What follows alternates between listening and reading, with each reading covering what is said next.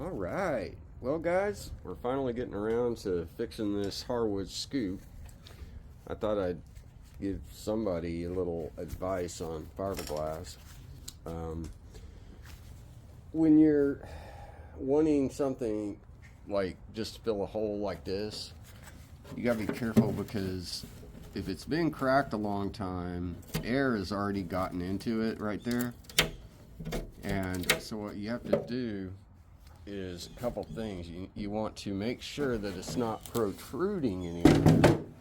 Push down lower than that. So you can take a grinder. I'm going to sand it by hand. We got 1, 2, 3, 4, 5 holes here we're going to fix. Okay, so we got a almost ready for fiberglass, but not quite. So I've sanded the edges wherever it was protruding. I cut out like right here in this crack. I sanded inside there and removed a bunch of stuff that was making that pop out. And air bubble right here. I'll just put some resin in it. I won't put any mat in it because it's not necessary. Just going to knock off that air bubble. And feel free to use machine tools. I'm just putting it my way. And then up here we need to, this little spot right here. Now before I apply anything, you gotta clean it with some acetone, because it's the only way to get rid of oils and stuff that's gonna cause it to not stick. I need more acetone. Alright, it is cleaned inside and out. Knock some dust off this. I don't want air in there, but I don't want dust either. Alright, so now we gotta mix some hardener. And I couldn't find my hardener, but we don't need a ton for this job. That ought to be plenty. That I guess at it, but it's, I'd say 30 drops for 68 degrees. So we're gonna do 30 drops. Come on. You don't want it to pour out. That's actually kind of big. But we're gonna do 30 drops, so.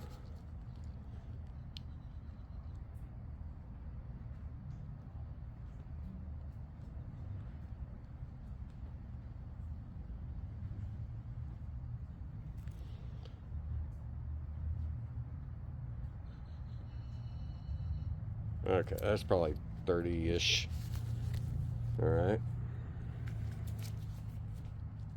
So we're gonna mix that and watch it change colors.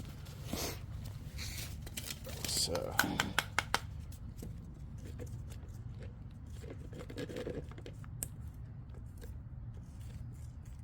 Okay, it'll change colors here.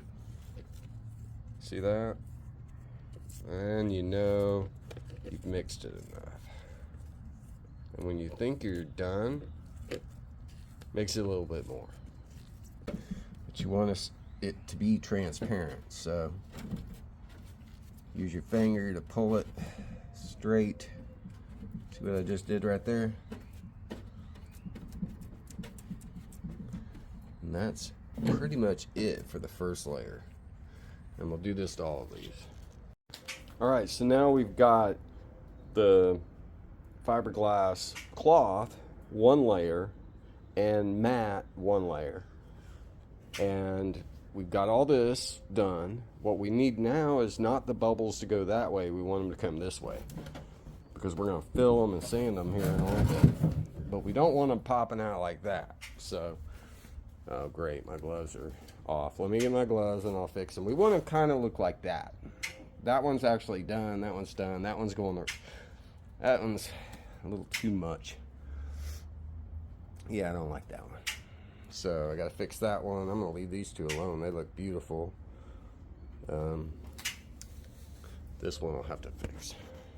Okay, well I mixed just enough for this job, so I think we're good. Probably could have done it with 2-3 ounces instead of 4, but That's all right. It's better to mix too much than too little, because when your hands are dirty and you got fibers all over the place, it's probably not a good idea to be doing. So don't want that air bubble in there. See that air bubble?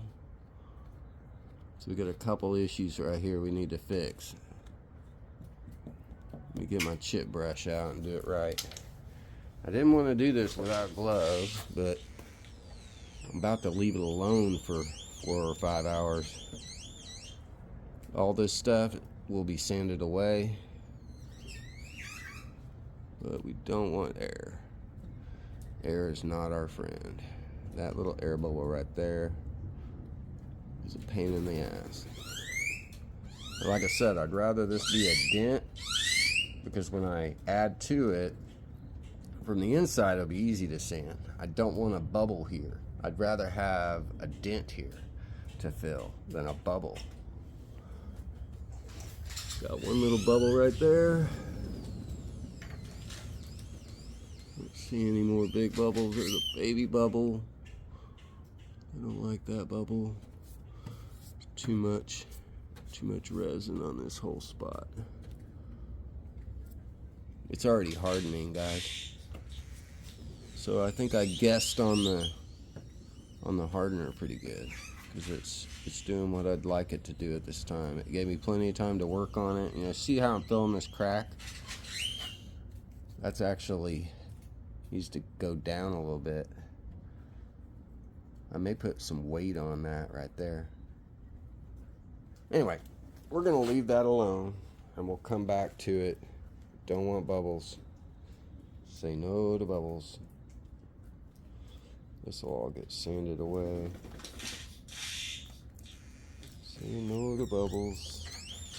There was a weird one over here. Yeah, this one here is gonna need some TLC. We'll be alright. Got some dirt in there.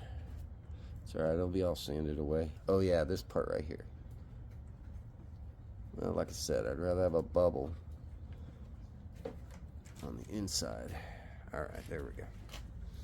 Alright, enough of that. I'm gonna go wash my hands. 4 hours later, I'll come back and finish this thing. If I finish it, I mean the next layer. And it'll take 3 layers. Then we start body work. Probably didn't make enough this time, but that's okay. We will live with it. Alright. Wait for it to change. Oh, it changed colors already. I think we're about ready. Getting real close.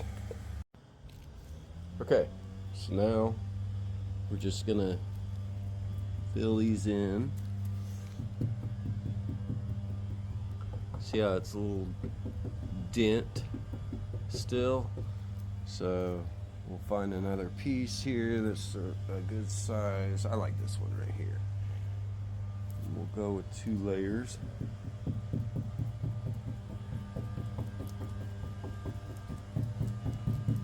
Notice I didn't put any extra on there, because we don't want like just resin in there. We want lots of glass in there. We want that glass bubble free and clear, just like that. And that is about done. Then we'll wait for all that to harden in a couple hours. We'll get a little rough sanding, and then tomorrow we'll do the fine touching with the Duraglass and the filler, and then this thing will be ready for paint by tomorrow. Now, I'm no pro, but I know what'll work, and that'll work. Usually for this scenario, it will work.